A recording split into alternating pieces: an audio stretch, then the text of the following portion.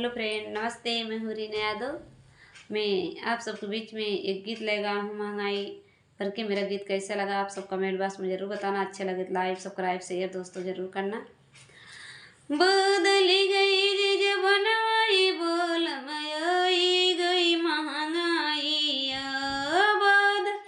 हिले जवनवाई बोल मई गई महंगाई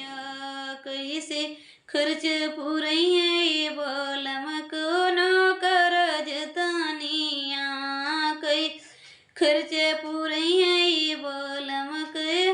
करज तनिया घर में न बोट रसनवाई बोलम खितवा चिरलई गगैया घर में न रसनवाई बोलम खितवा में चिरलई गगैया कोनो जतनिया एकर मोरे बोलम कैसे खर्च पुराई कौन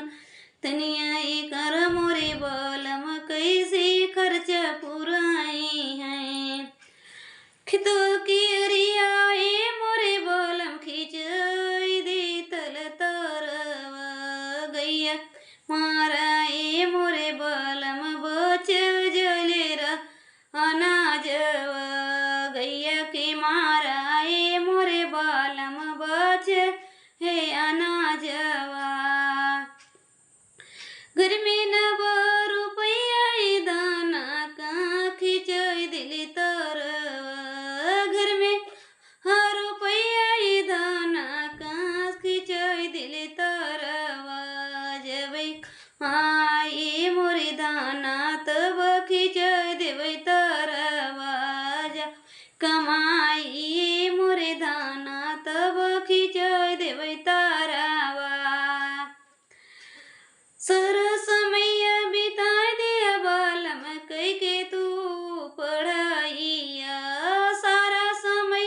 बिताए दिया बालम कई के तू पढ़ाइया गिलसन ही नौकरी बालम बीती गईले उमारिया मिले आना